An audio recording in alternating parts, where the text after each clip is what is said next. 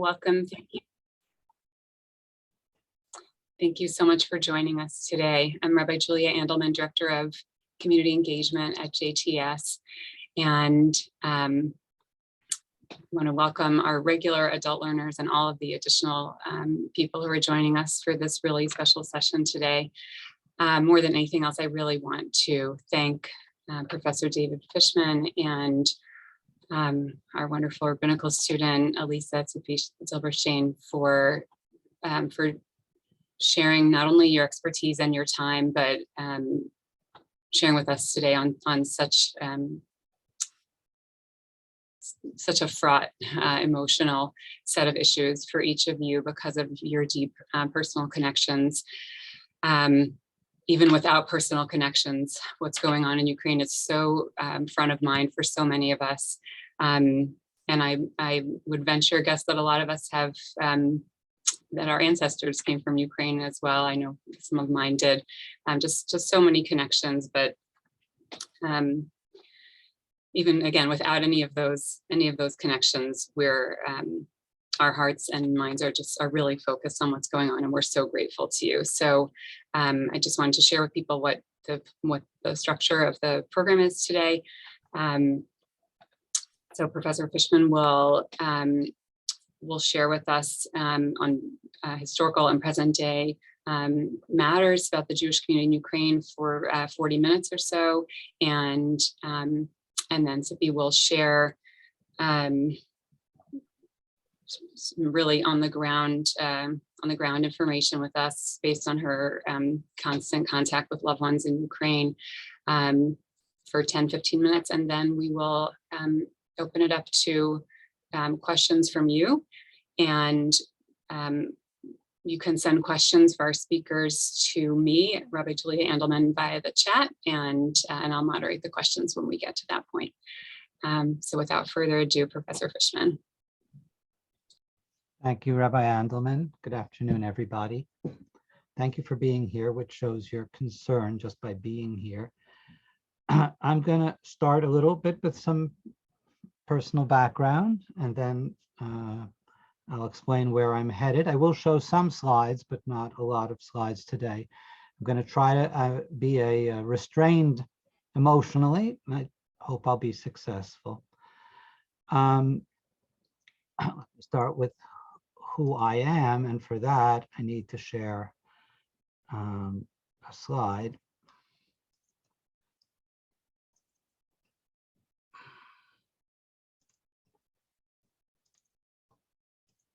As you can see, this is my grandmother, Sonia, my father's mother.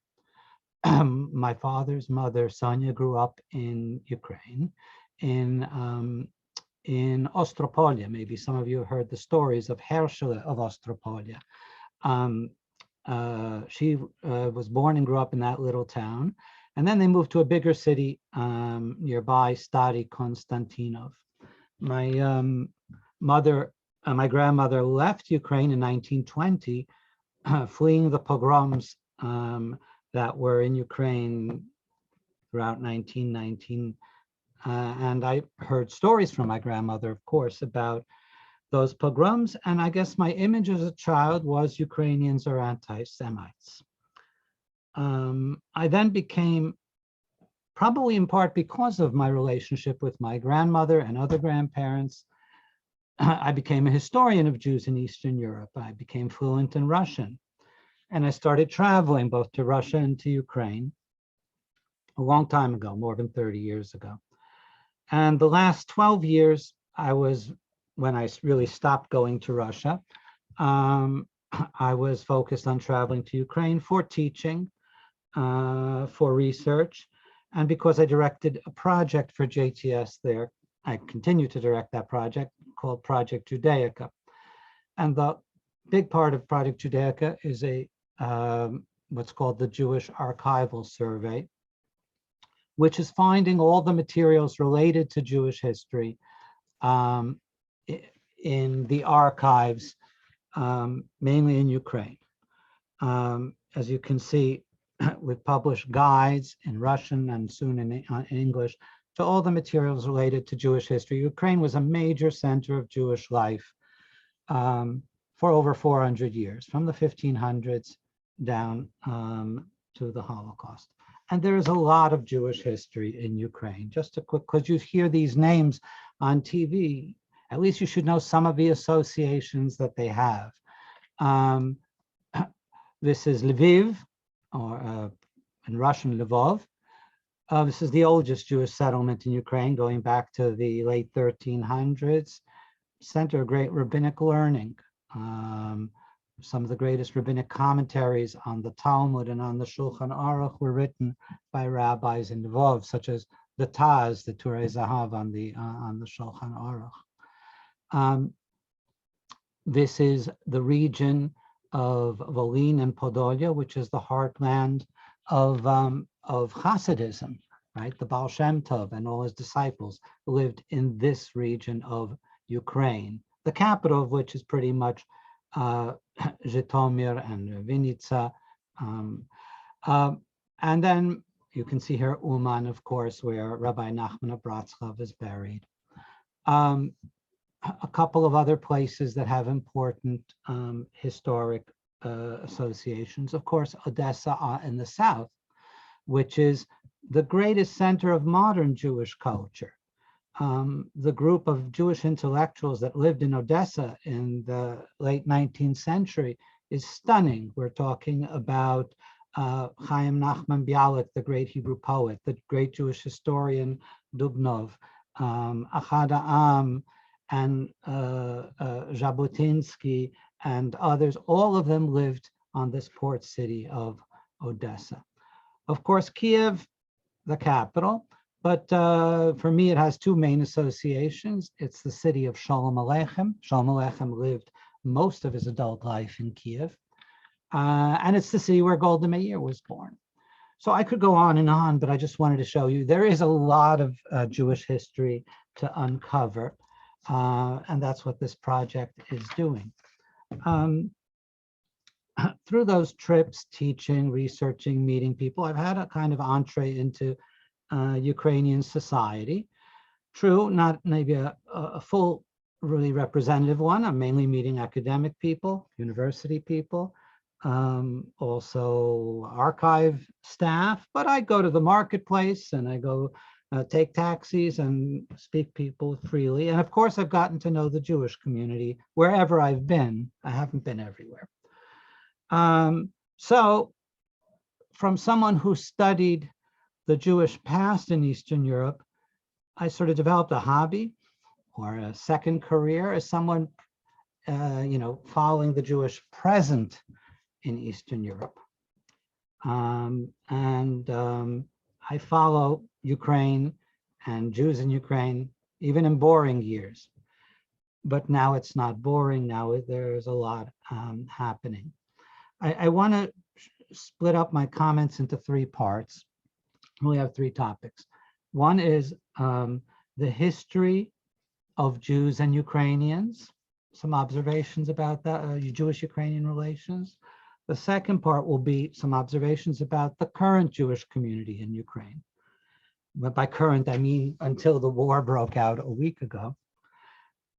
And then the third part will be some observations about the war and how it's affecting Jews and Jewish issues surrounding this war. I'm going to share information, I'm going to share opinions, and I can fully understand if not everybody agrees with my opinions. That's open for discussion. Let me start with history and really hit the most, I think, an important topic to be honest about and address. I think many of us think, of course, as human beings, we stand with Ukraine as citizens of the world, citizens of the West. What we're seeing on television, just horrific. But can we stand with Ukraine as Jews? In other words, wasn't Ukrainian Jewish history full of massacres, anti-Semitism? Maybe they don't deserve our sympathy as Jews, given what they did to us. I think this opinion is wrong. It's wrong both in terms of Jewish values, and I think it's wrong in terms of Jewish history. I'm not a rabbi, but I think in terms of Jewish values, there are fundamental values about feeling others' pain and compassion for human suffering. Lo ta'amod al dam re'acha, do not stand idly by while others are bleeding and dying. That is a biblical commandment. Chaviv ha'adam shenivra b'tselem, all human beings are beloved and beloved by God because they were born in God's, created in God's image. These are basic Jewish values. So in terms of Jewish values, I don't think this is a time for some kind of revenge, like they deserve it. But even in terms of Jewish history, I want to bring a corrective to what people think. I'm very aware of the history of Jewish suffering in Ukraine, of different massacres in Tachvetat in 1648, 1649, led by Bogdan Khmelnytsky. Other things less well known, 1768, the pogroms of 1919, which my grandmother fled, and the collaboration of Ukrainian nationalists with the Nazis in the Holocaust. This is a history that can't be denied, it can't be justified, it can't be diminished. And it's true, Ukrainian society is having a hard time confronting those moments in history. But it's only a part of the story. And also the past is not necessarily prelude, it's not necessarily destiny. We can study the past, but we can also turn over a new page. And that page, that new page has already been turned. We just haven't noticed it enough. Let me just say, to begin again, Ukrainian nationalists were responsible for roundups of Jews. I'll call them Ukrainian fascists. They were pro-Nazi. For roundups of Jews, for massacres of Jews, especially in the summer of 1941. The Ukrainian auxiliary police worked closely with the Nazis. I'm only going to start with, but there's another truth even about World War II. How many of us know that 10 million Ukrainians fought the Nazis in the Red Army? That 1.5 million Ukrainians died in combat fighting the Nazis. We don't teach that our children, do we now? Ukrainian history is divided on the matter of the Holocaust, but many, many more Ukrainians fought the Nazis than collaborated with the Nazis. We should acknowledge, we should confront that fact. I'll tell you a little anecdote because it's a very interesting one. I'll show you the screen on this. The Russians take great pride in the history of the Red Army. The Red Army defeated the Nazis in Europe primarily and liberated the camps, Auschwitz was liberated by the Red Army. And the Russians wanted to make, at a certain anniversary of the liberation of Auschwitz, they wanted to make big propaganda about that. Let's remember who liberated Auschwitz, us, the Red Army, the Russians. Then they did a little research, and they found out that, you know, who was the very first Red Army soldier to enter the Auschwitz camp, to break the lock and enter the camp? It was a Ukrainian. And that ruined all their propaganda plans because they didn't want to say that it was a Ukrainian who was the first person to enter the Auschwitz camp. I'm going to move on. This is not mainly a historical talk. But I will mention some more recent history. I think the last 35 years, and especially the last 2.5 years, but I'm going to say already the last 35 years since the decline and demise and destruction of the Soviet Union, have really been a turning point in Ukrainian Jewish relations. And that process of improved Ukrainian Jewish relations has culminated with the election of Volodymyr Zelensky as president in 2019, but it's not the event, it's the culminating event. I'll remind you again of facts that people just don't know. When the Soviet Union was collapsing, but it was still there, in 1989, the first public Jewish Congress was held in Moscow. The first public meeting was in a large hall with literally hundreds of delegates met in Moscow. There had never been a public Jewish event before, well, in 70 years. And the problem arose with this Congress: who's going to provide security? Are you going to trust the Soviet police to provide security? The KGB maybe should provide security to this event? And the leaders of the Jewish community in Moscow turned to the Ukrainian national movement, to Ruch, as it was called. And Ruch sent security guards from Kiev by train to Moscow. And the first great Jewish event with the renewal of Jewish life took place safely. There was a lot of fear about security, thanks to those Ukrainian guards. I'll mention it again, this is just a potpourri of facts to turn your head around and to think about these things a little bit differently. The longest running, I'm going to pick an example from culture. The longest running drama in Ukrainian theater happens to be Tevye Tevel, which is you could, I guess, say the Ukrainian Fiddler on the Roof, but it's not a musical, and it's a serious. Okay, here's President Zelensky. I'm sorry, I don't have my slide of Tevye Tevel to show you. Tevye Tevel is a drama based on Tevye the Dairyman by Sholem Aleichem. It starred with the Ukrainian actor, very famous actor, Bogdan Stupak, in the role of Tevye. It ran for 20 years. It's a very sympathetic, and Ukrainian audiences were fascinated with the figure of Tevye. And again, there's no music, it's all drama, it's all philosophy. And it shows you that at least cultured Ukrainians find a kind of affinity and closeness to the Ukrainian Jews and to Tevye and all of his dilemmas. I'll mention two other facts from our time. Well, no, I'll go right to the fact. I'll go right to the fact of Zelensky. The fact that a Jew was and could be elected president of Ukraine is an extraordinary event. This was a democratic election, and people voted for him knowing he's Jewish. This is no secret. No other country in Eastern Europe could this have happened. Not in Poland, not in Hungary. I'm laughing because that's outrageous. Not in Lithuania. All these are countries that have elections, but a Jew, it's simply impossible for a Jew to be elected to presidency of any other East European country. In Poland, when there were sometimes candidates with some Jewish background, a grandmother, a grandfather, there were immediately campaigns that this candidate is not really Polish and don't vote for him, he's a Jew.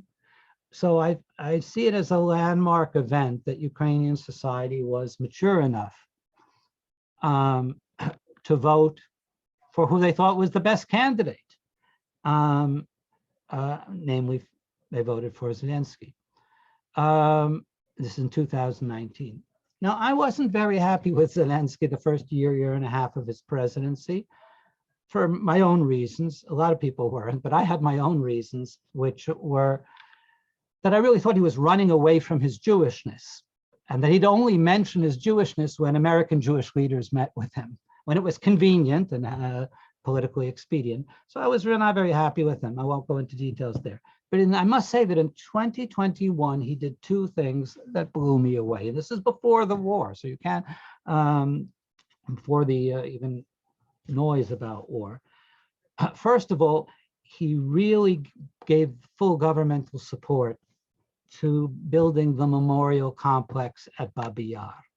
Babi Yar, as you know, is the site of one of the greatest Nazi atrocities, in which 33,000 Jews were killed in 2 days. It is the highest killing rate in the entire Holocaust. More Jews were killed per day in Babi Yar than in Auschwitz. But in Babi Yar, they used machine guns. They couldn't use gas chambers. They didn't have gas chambers yet. So it's a major place. And yet for 30 years, nothing happened as far as building a major memorial complex there.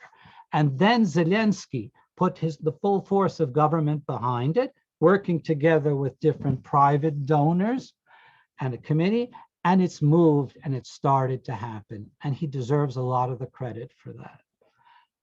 Second of all, he passed the law on anti-Semitism. It went through 3 readings of the Rada. There's now a separate law, besides laws on hate crimes and things like that. There's a separate law was passed against anti-Semitism with fines, with penalties.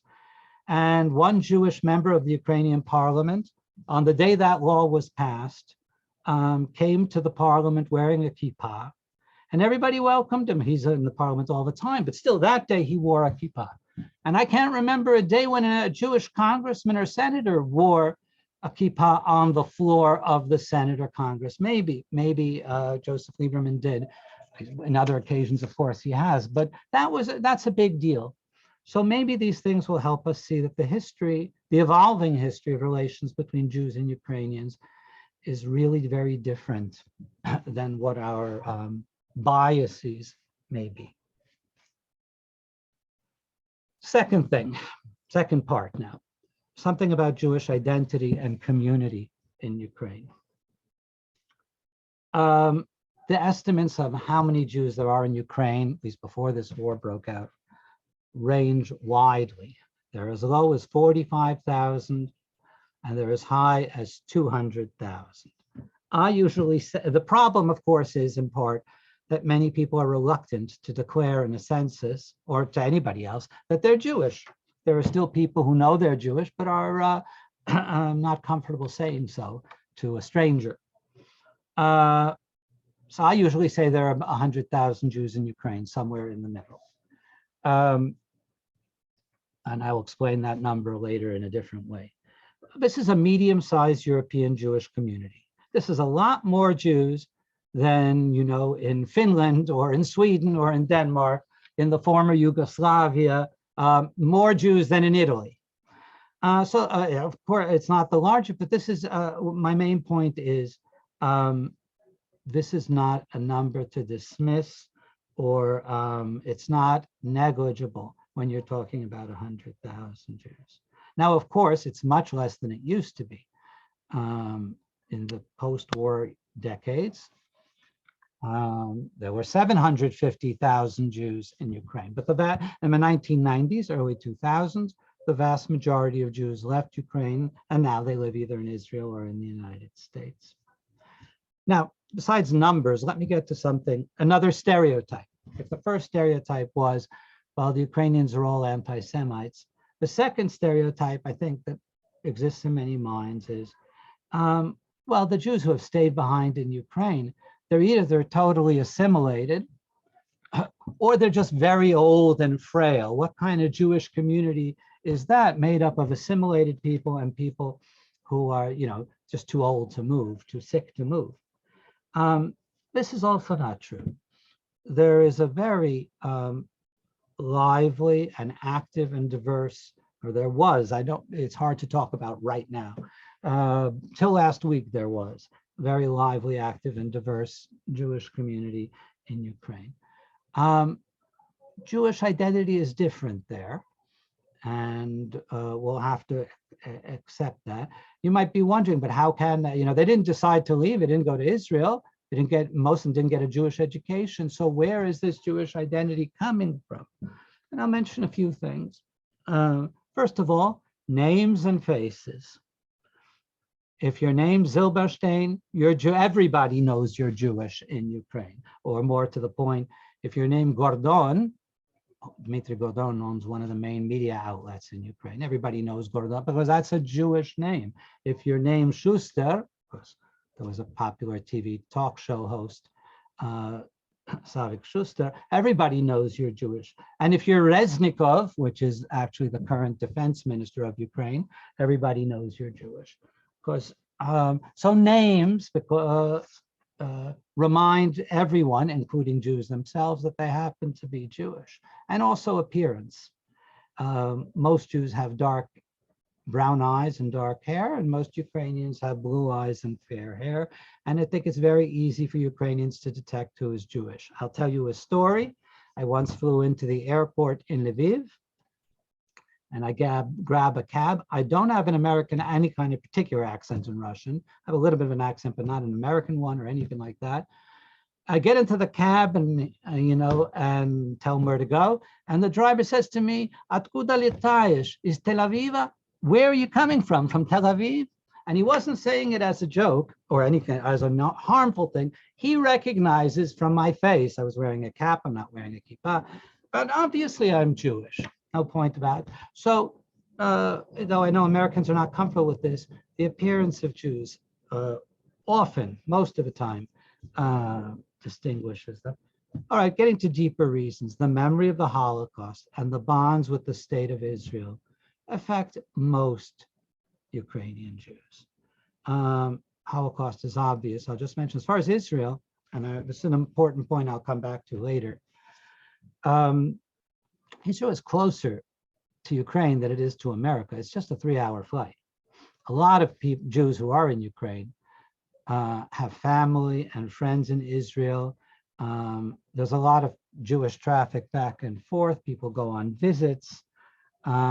So Israel is maybe in some ways a stronger reality for Ukrainian Jews than it is for us. They can go all the time and it's cheap. Now something about the structure of Jewish life in Ukraine. Maybe to put it in a generalized way, I would say the big thing is Jewish identity in America is often based on giving philanthropy. Jewish identity in Ukraine is often based on getting philanthropy, receiving aid and services through a Jewish agency. But most famous from this are the Hasids. Hasids are like Jewish community centers, mainly for the elderly, funded by the JDC throughout Ukraine. And they give older Jews meals, programs, some medical services. And as these older people come and spend time with fellow Jews, they may not have done that if these institutions hadn't been built. They were built by foreign Jews. But because they're built, they build bonds and they build community. And by the way, when you're at a chesed, you're going to get matzah before Pesach and you're going to get candles before Hanukkah. And so these institutions actually have strengthened the Jewish identity of the older generation. The same in a different way is done with young people. There are Hillels in Ukraine, and they have good programming, interesting youth programming, free of charge or at low charge. And that attracts people, even people, young people who have one Jewish grandparent.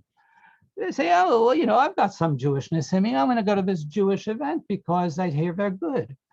Birthright Israel attracts a lot of young people of different levels of Jewish background. One last example of that kind. There are JCCs that have Jewish kindergartens. In many cities, these Jewish kindergartens are the best kindergarten in town, just the best kindergarten in town, because they've got funding, they've got resources, they've got good teachers, they've got supplies. And somebody who's even half Jewish or a quarter Jewish will say, hey, you know what, why not send our kid? It costs money, these are for charge. Why not send our kid to the Jewish kindergarten? I hear it's the best in town. There are non-Jews knocking down the door to send their kids to the Jewish kindergarten. Everybody knows Jews care about education. So, and that builds community. That builds a connection and it builds Jewish identity. To show you a couple pictures to make this point. Well, I'll get back to it. This is the Menorah Center in Dnipro. It's the biggest Jewish community center, they claim, and probably they're right, in the world. It's called the Menorah because it's built like a menorah. As you can see, there's 7 buildings. And everything is located in the Menorah Center in Dnipro. Religious, social services of all kinds, cultural, a museum, a Holocaust museum. So you can have, enormous institutions like this. You can have smaller things like the conservative Masorti community in Kiev. On the left is the meeting for Hanukkah in Kiev. And now this is literally a picture I took off of Facebook from yesterday. as many members as could have fled to Chernovtsi, which is in western Ukraine, near the Romanian border, and it's not the war zone. Chernovtsi is not in the war zone, and they're now living in the Camp Ramah facility. There's a Ramah camp facility out there, and they're living there and as internally displaced people, as internal refugees in Chernovtsi. Where does the money come for Ukrainian Jewish life? As I've sort of said, well, there are three sources of money. One is American Jewry, that's the JDC. Second is Chabad, because Chabad is definitely the dominant religious denomination, and there are Chabad rabbis in over 50 cities in Ukraine. And the third is domestic internal funding. There are Ukrainian Jewish oligarchs, like Igor Kolomoisky, who leads a Jewish organization and gives money. And there are other oligarchs from the former Soviet Union or even in Russia, so that the Genesis Philanthropy Group, which is Russian Jewish money, and American Russian Jewish money. So there are different sources of funding for all of this. What will be with all of this?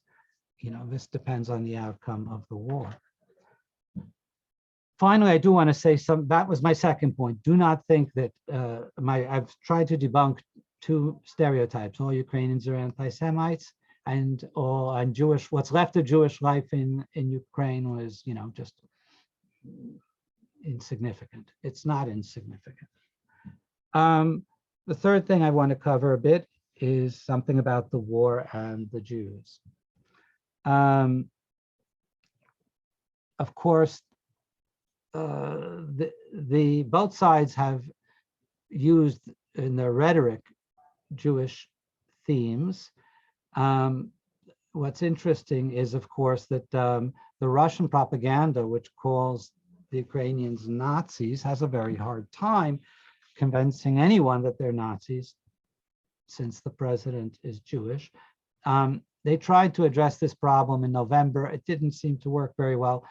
There was an article by former Russian Prime Minister Dmitry Medvedev, in which he simply said that Zelensky is a capo. He's a traitor to his nation. He's a Jew who is serving the Nazis, a Jew who is a servant to the fascists and Nazi. A very inflammatory article. Just yesterday, the president of Belarus, the dictator of Belarus, or the illegitimate president of Belarus, Lukashenko, lashed out at Zelensky as a Jew and said he should shut up. Because Zelensky had compared the war to 1941, the Nazi invasion of the Soviet Union. He said he should shut up. We, the Soviets, rescued Jews. How dare he speak? So there's a lot of sensitivity on the other side, and you can see anti-Semitic attitudes coming out on the Russian, Belarusian side. Israel and the war. Israel is helping Jews get out. It just today announced that it's opening a field hospital in Moldova for refugees. Personally, I'm disappointed in Israel's response. I really think it should have politically been more upfront in condemning Russian aggression. I know, of course, Israel has other concerns. The Russians are in Syria. Their Russian bases are in Syria. Russia controls the skies of Syria. But I think the days when Israel can play both sides, with America being its main ally and also being friendly with Russia, those days are over. We are in a new Cold War, and Israel will have to go back to the model of the 1960s and 70s and early 80s, which is that Israel is in the Western camp and it needs to support the Western camp. I'm even talking politically, let alone as a matter of principle. If Israel would lend Ukraine one or two pieces of its Iron Dome system, which is a purely defensive system, so that Russian missiles not hit buildings, apartment buildings, that would be a great thing. And unfortunately, Israel has not agreed to give the Iron Dome to Ukraine. On last point I think I want to make before stopping. Definitely there will be a large wave of Aliyah. There will be a lot of Jewish refugees. And the question about the Aliyah is whether it will be durable. And what I mean by that is whether people actually stay in Israel. Let me explain. One of the unknown secrets about what's happened with the Aliyah from the former Soviet Union, one of the things people don't know is that it's not the paradigm we had in the 1970s, which is you leave and you never go back. It was this life choice, you know, and you're saying goodbye to where you grew up and you're going to Israel and that's it. No. Now there is a lot of traffic going back. You can make him immigrate to Israel and then 2-3 years later, go back with an Israeli passport and live in Ukraine, do a business in Ukraine. There are so many different models here, but there were on the eve of the war, 15,000 Israeli passport holders in Ukraine. Now, some of them were Hasidim, but the majority of them are Olim, people who have lived in Israel in a number of years and now are living in Ukraine. And there are so many, again, variations on this. Their families can be in Israel and the father is running a business in Ukraine. The whole family can go back. The people can go back and forth. First of all, so therefore, you know, Aliyah, we only see the numbers of how many arrive in Israel. But what really matters is that they stay. And for them to stay, of course, they have to be reasonably satisfied there. But in terms of the war, the thing to keep in mind is there are already Israeli citizens fighting in this war. They are people who have Israeli passports and after a number of years return to Ukraine, permanently, temporarily, who knows, and who feel an affinity to that country. And there will be more. You can be sure there will be in the next days more people of that ilk, you know, flying into Warsaw and then getting in through Poland to Ukraine to fight in the war. And of course, Ukrainian Jews of the middle and of all types of the middle and younger generation are fighting in this war. I don't know if you saw these pictures. If you didn't, I want to show them to you. These are two Chabad Hasidim from Dnipro, father and son. They're in the Ukrainian army. The son, David Cherkasky, was interviewed by Israeli radio. He said, "What are you doing fighting for Ukraine?" He says, "What do you mean? This is my country.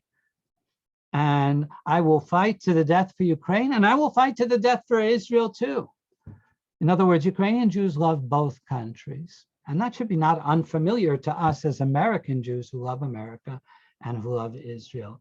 And there are a lot of Ukrainian Jews who feel a love. In the demonstration on Saturday, on Shabbat, in front of the Russian consulate, there were 20,000 demonstrators in front of the Russia in Tel Aviv. Finally, I'm going to finish with a story. I wrote a letter to a Ukrainian intellectual, Miroslav Marinovich. He's one of the leaders of the Ukrainian Catholic University. He's a very important intellectual in Ukraine. He's spoken a lot against anti-Semitism. I wrote to Marinovich just to express my solidarity, my concern. I don't know him really. I met him once. And I got a letter back from him. He was very grateful. And he wrote back to me. He said, "I want to explain to you how we feel. We are like the children of Israel leaving Egypt. We're fleeing the Egyptians. We want to be free. And Pharaoh with his chariots and horses are chasing us. And we're waiting for God's miracle." So, sorry to get emotional.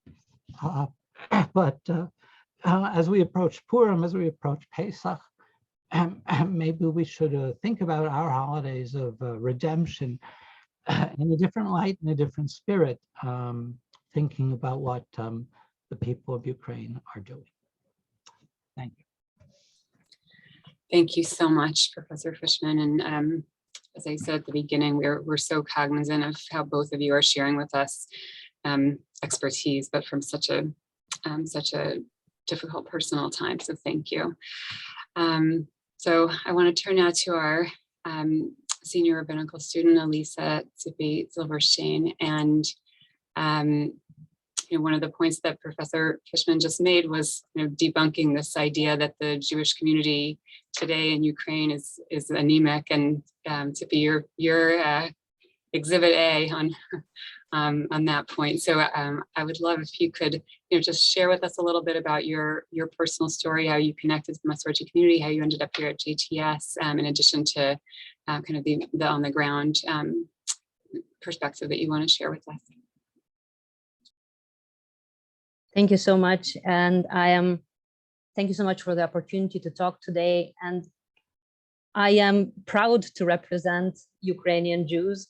And I also represent Russian Jews as well, as I was born in Russia and I moved to Ukraine in 2014. I got married there. My husband is Ukrainian and his parents are right now in Kiev and they're staying at their apartment.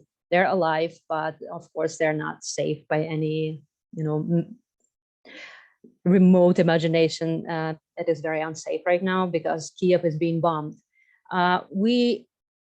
I am very much a product of Project Judaica in many sense. I graduated program in Moscow, which was founded by Dr. Fishman. And then when I moved to Kiev, I started to work at Project Judaica there in Kiev Mohila University. And I taught there the introduction to Jewish philosophy and introduction to Jewish studies. And I was a manager of the Jewish educational program there. So that's how I know a lot of people and I have my own students, and my own students right now are in Kiev and messaging me and I'm messaging them.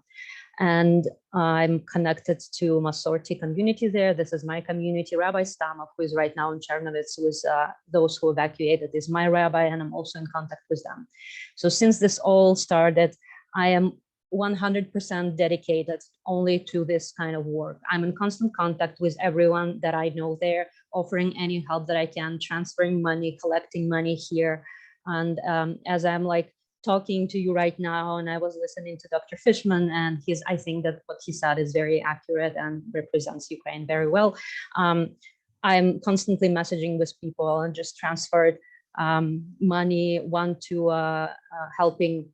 I'm transferring money to people on the ground directly, not to funds. I'm trying to send people from my bank account to their bank account. We're sending volunteers who buying products and medication for elderly people who are not able to evacuate and left behind and completely isolated in their homes.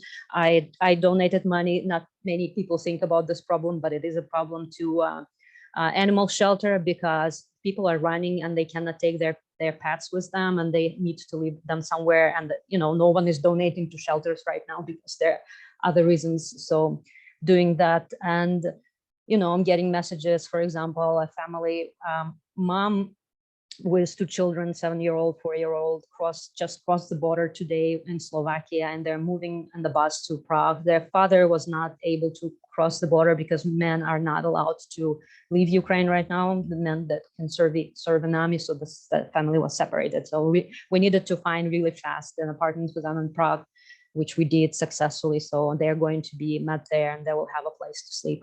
And so this is the work that I'm doing. I'm just constantly receiving calls and messages and information. Another side of that problem of what's going on is that, of course, the territories that were occupied by Russia before, this is the territory on Donbass, Donetsk and Lugansk. There are very heavy fights there as well.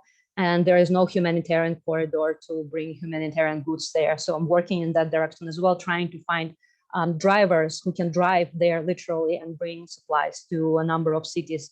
These are the cities that, as I said, were occupied by Russia before. So this is another thing that I'm working as I'm talking to you right now. These are the things that I'm doing. And Dr. Fishman mentioned Babi Yar. I just want to tell you that yesterday, Babi Yar was bombed by Russian air forces, the place where more than 30,000 Jews died, and the remains of these people are still there, is being bombed right now.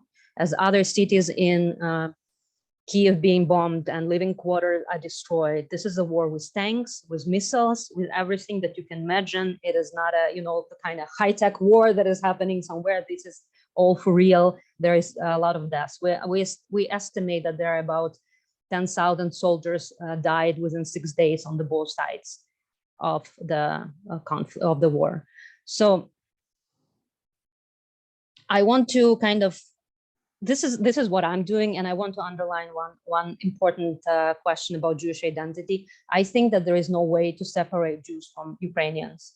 Our Jews there typically have Ukrainian relatives.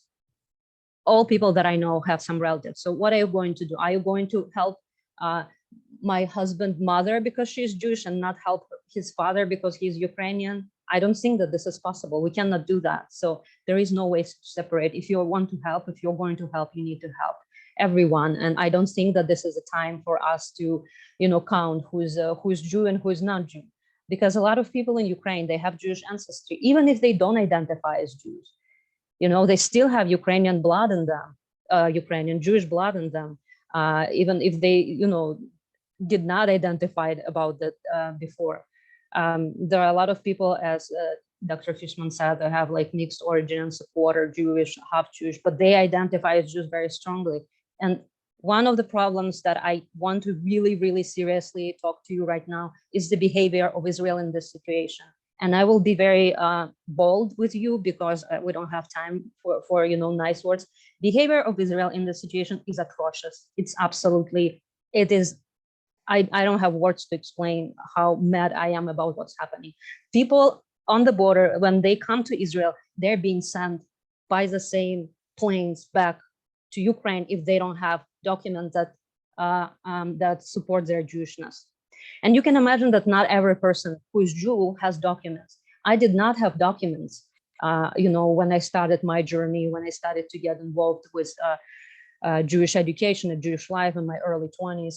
I did not have any documents, and these people, they're trying to run away from war. They come to the border and they're being detained and they're being sent back by the same plane that they came, exactly the same place they came from. So I'm talking to you and telling you about this because this is just unspeakable.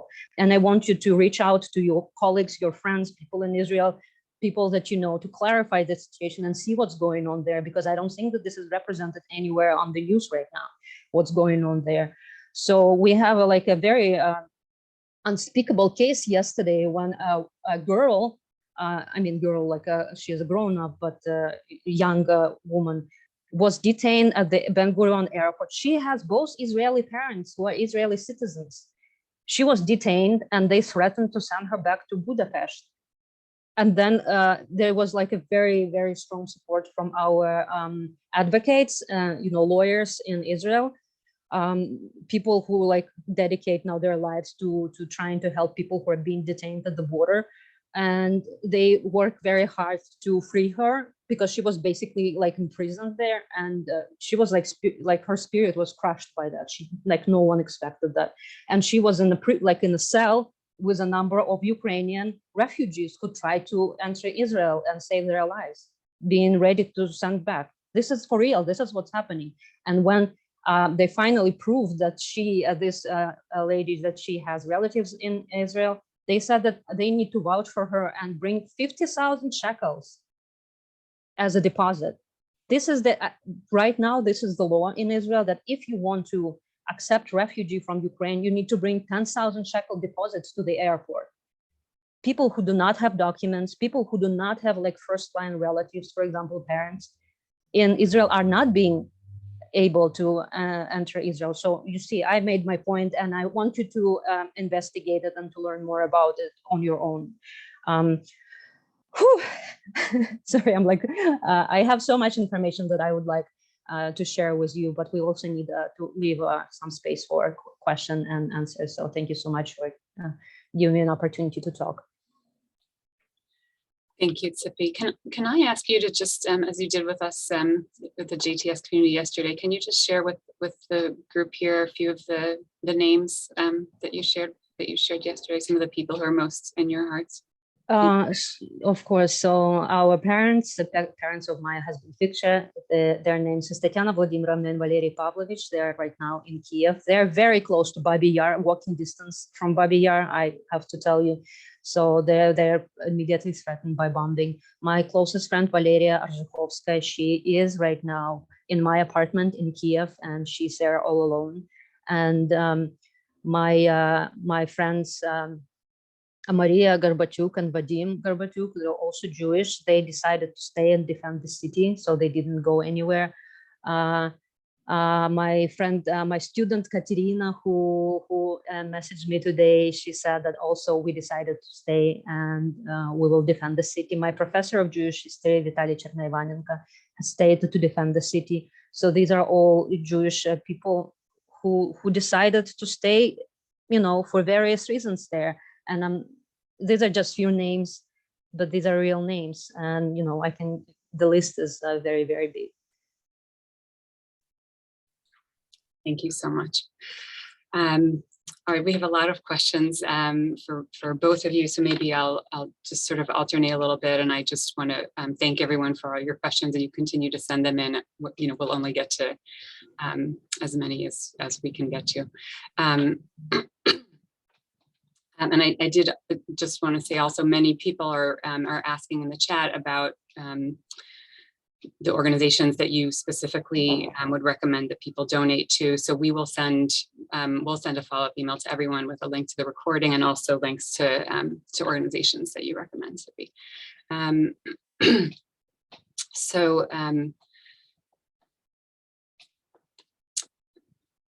Okay, this is a little bit of a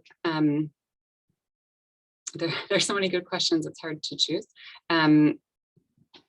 Okay, so Professor Fishman, could you tell us a little bit about what has been the history of diplomatic and trade relations between Israel and Ukraine since Ukrainian independence?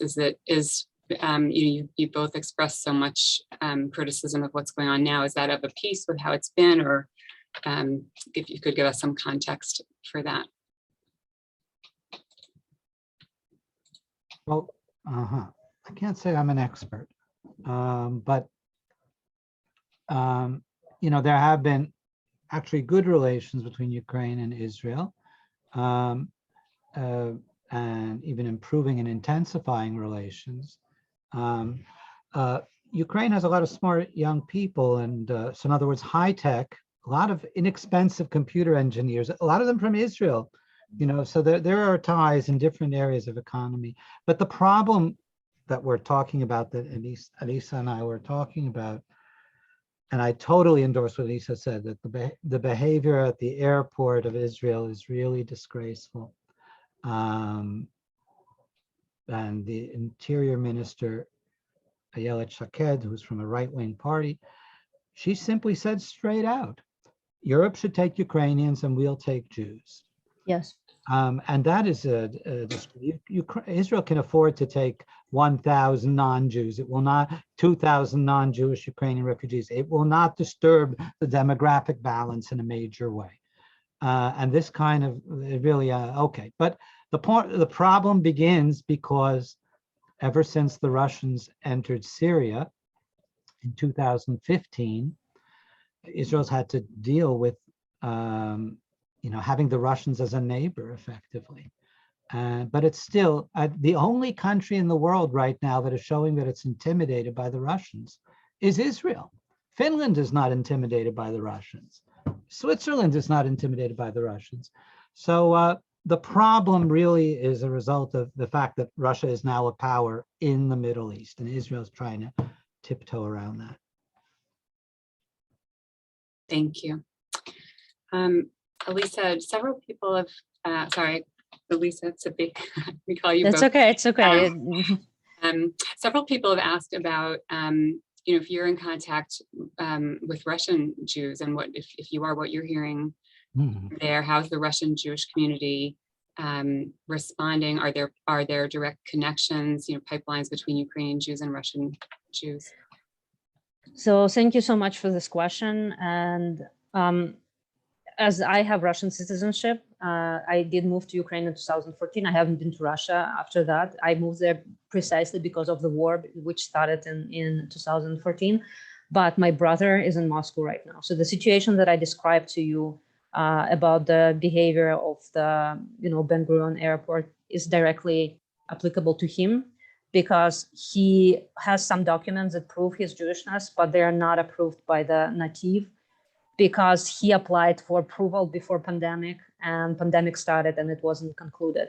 So right now he bought tickets to Israel and he wants to fly to Israel, and we expect that he won't be let in the country, despite being Jewish and despite being my brother.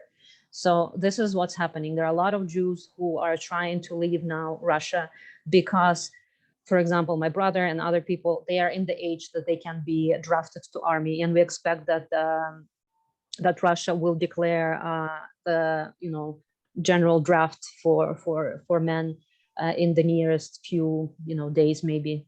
And so there are people who are trying obviously to fly to Israel right now. The tickets are extremely expensive.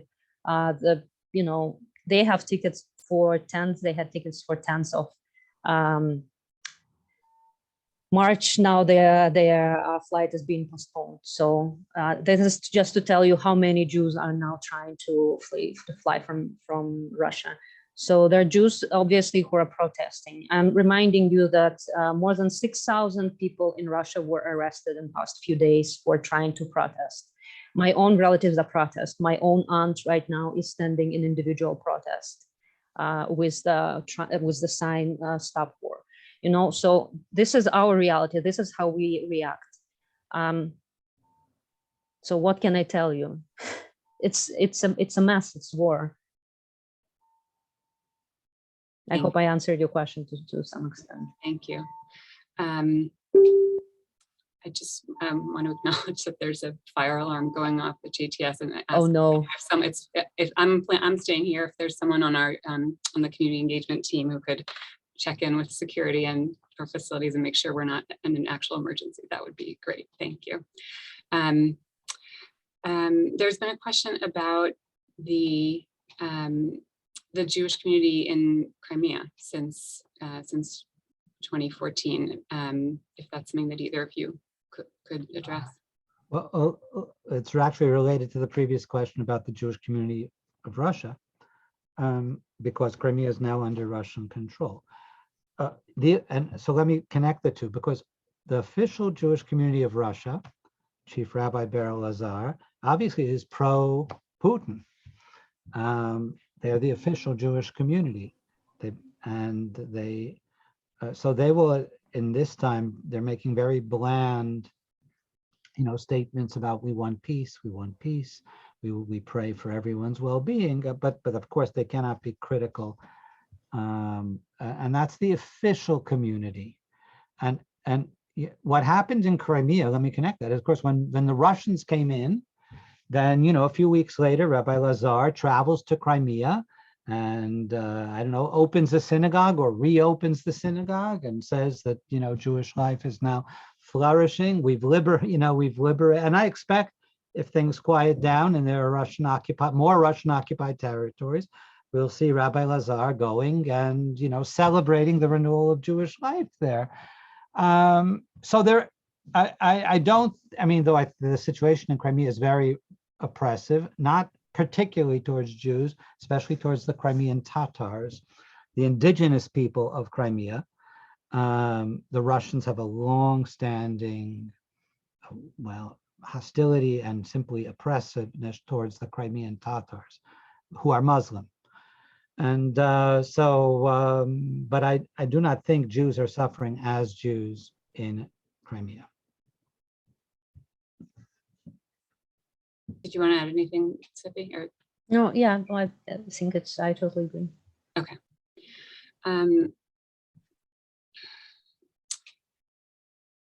Okay, there have also been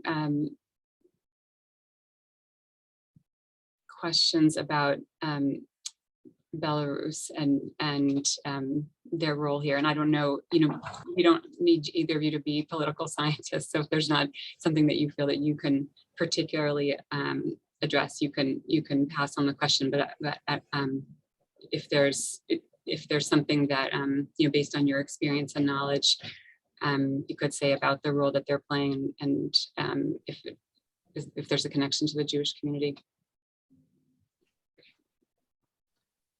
I lived for half a year in Belarus. It was until very recently the most oppressive country on earth. In other words, our phone was bugged. They changed our phone number so they could bug our phone. And this is, 5 or 6 years ago. We were followed on the street. It's the only place in the world where the KGB is still called the KGB. Hasn't been renamed. It's the only place in the world where you cannot talk about the Holocaust as a genocide of the Jewish people. They talk about the genocide of the Belarusian people, and the Jews are included as a part of the Belarusian people. So you can only talk about the suffering of the Belarusian people, which includes Christians and Jews. There was no Holocaust. In other words, it's a really horrible, horrible place. Of course, now with Russia becoming both of them are becoming more oppressive. They're almost like in a competition for who can be more brutal towards protesters and things like that. But until recently, Belarus was ahead of Russia in its oppressiveness. I can add to that if you are interested, about the general involvement of Belarus in the conflict right now. Unfortunately, they are involved. They are letting Russian army to pass through the territory of Belarus, and I know this firsthand because I know a person in person who was sent to the, as they say, military training to Belarus prior to war, and then entered Ukraine through there.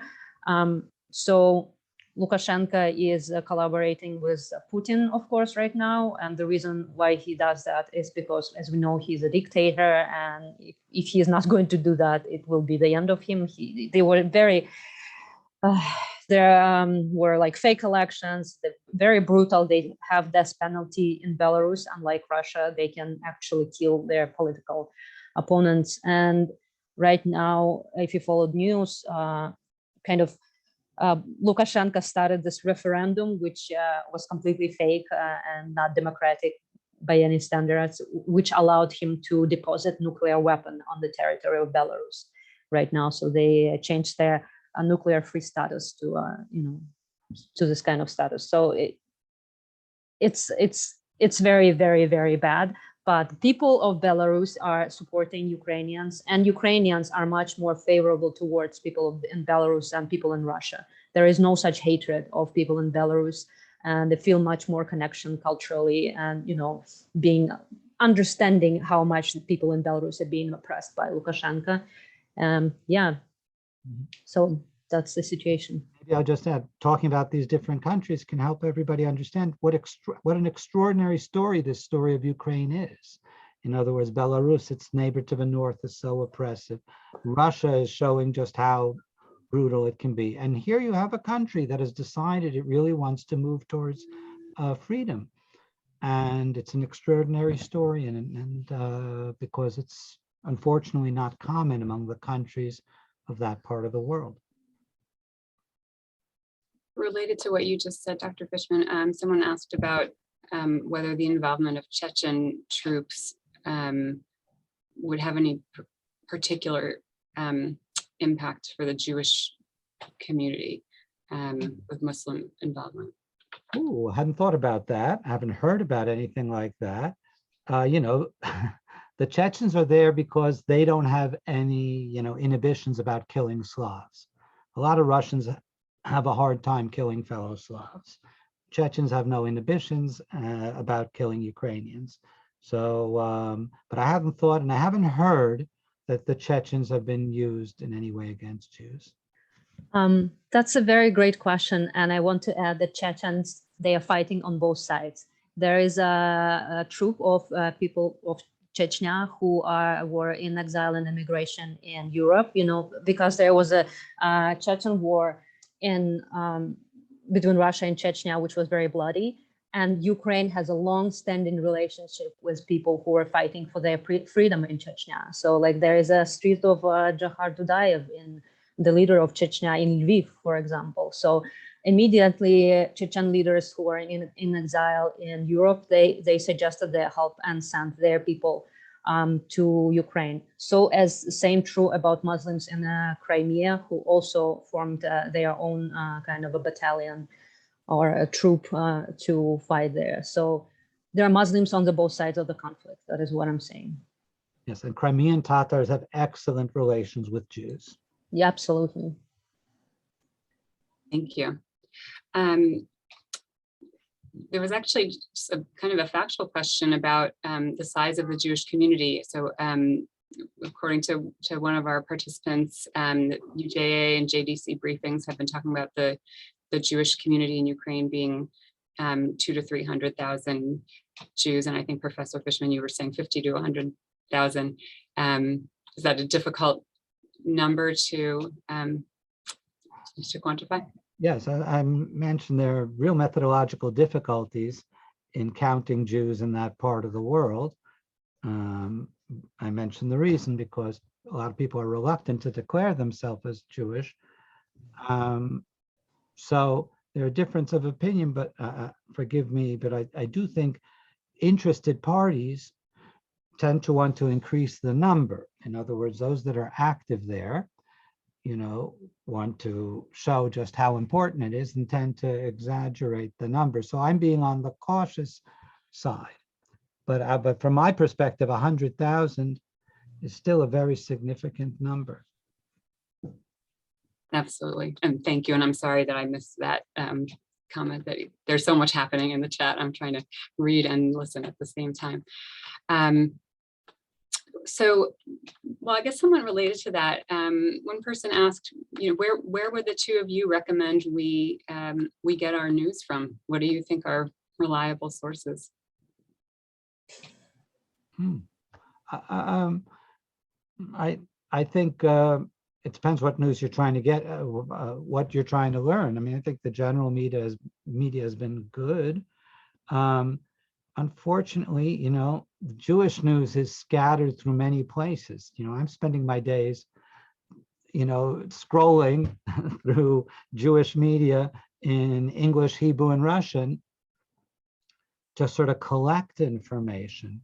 And I can't, every outlet is good. In other words, I found useful things everywhere. JTA, the Jewish Telegraphic Agency, and Times of Israel have all had useful information. The hard part to break through is, there's propaganda. There is propaganda even in Jewish circles of what they want people to hear. But as far as the general news, I'm following certain experts on Twitter, about the military. I mean, this can all, want to know how the military campaign is going. But I don't have any, magic website to send you to. I can add to that as a person who is like working with people directly, we do not read official sources at all right now. I cannot recommend to you like an American, so like the general like New York Times or like CNN, BBC that I saw, they looked okay to me. But I know about one case when Fox News reported just the misinformation, which was very sad. Like they said that the oil depository that was bombed in Kiev, which led to ecological catastrophe. Actually, it's a major like oil hub, was bombed by Ukrainians themselves in order to prevent Russians from having oil. So this was lie, just so you know. And I don't want to get too political into that, but be careful with this such news. And I received my information from Telegram. Telegram is an app which we use most of all in Russian-speaking world. This is in Ukrainian-speaking world and like our region. This is the most used application. Unfortunately, most of the news are either in Russian or in Ukrainian, but these are the most effective and first-hand news. I will send to Rabbi Endelman. I know one group that is one channel that is in English, but you will need to use like a special app to access that. But this will be the first first-hand information. Telegram is like our WhatsApp, more popular than WhatsApp, and there are all kinds of Telegram groups. So when a siren goes off in Chernovtsi, I'm on the group, and I know beside there's an air warning going on now in Chernovtsi, and there are many such groups. So it's very easy to know who's under attack because you're on a Telegram group and you get a notice. Okay. Absolutely. Go to And the this, shelter, go to the yeah, shelter now. absolutely. So you both spoke at some length about Israel, and I don't. We only have a few minutes left. I just wanted to acknowledge that there were a lot of people expressing surprise and similar outrage in the chat, and also people defending Israel. And I just wanted to read this comment from someone who has worked in national security in Israel. He said, "I understand Israel's reticence to anger Russia. Israel's security depends on Russian cooperation to fly missions to attack targets in Syria and Lebanon. It's tragic but real that saving Israeli lives may require moral cowardice in a non-morally ambiguous situation." So I just wanted to share that perspective. This person also, Tzipi, did not know what you shared about these outrageous fees for refugees to enter. There was also a comment about one person had heard that Iron Dome is like not the correct system for the type of missiles being used. I just wanted, since there were a lot of comments about Israel, you can respond or not. I just wanted to give voice to those comments. And maybe we'll end with just kind of come full circle. There was a offbeat question, but I think it brings us back to where you started, Professor Fishman, with our associations, our strong associations with Ukraine of anti-Semitism. So this person asked if religious Jews from Israel making pilgrimages to Uman, to the grave of Rabbi Nachman, or his place there, if that has played any role in how Ukrainians, is that on people's radar? Does that affect how Ukrainians see Jews? No, I don't think they generalize. Of course, they're very much aware of the phenomenon of Hasidim, and it's in the media, but I don't think it colors the image of all of Jews. They see, but there definitely are tensions in Uman. There have been, and I often worry about something terrible happening in Uman.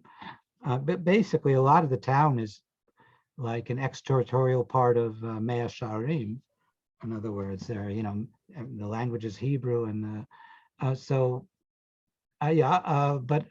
but that has not spilled over in a major way to Ukrainian society, remarkably so. And you get television reports, even that are sympathetic about groups that are coming. They don't only go to Uman. There are many Hasidic grave sites in Ukraine. There are lots of touring, Haredi touring going on. So they're in a lot of places, and the coverage of that is not particularly negative, remarkably so, I have to say.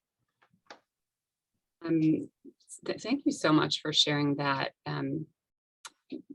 I learned a lot from that perspective that you shared about Ukrainian attitudes towards Jews.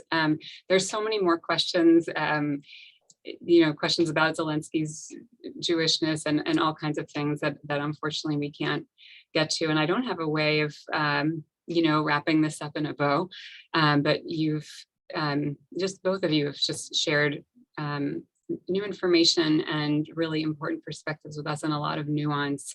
And I think that everyone here will be leaving, with a lot to think about and digest, and sort of a new frame for the news that we're seeing and hearing. So I just want to thank you so much. And many people have asked about supporting Tzipi's causes, and about the recording. So we will, anyone who asked a direct question or offered to give, we will follow up with you. And again, we will send out an email with a link to the recording once it's posted on the website, and with links to give. And I just wanted to thank you so much. We're so fortunate to have the the expertise and the leadership that both of you have shared with us today. And I also want to say, Professor Fishman, you were the one who reached out to us to offer this program. And we're very grateful, really, to both of you. Thank you. Thanks to everyone for joining us.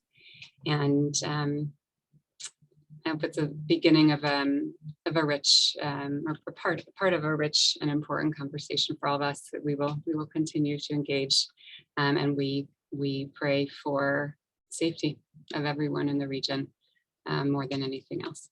Thank you so much again. Thank you so much, and thank you for inviting me and letting me talk. And I'll be happy to keep in contact and update with any recent information.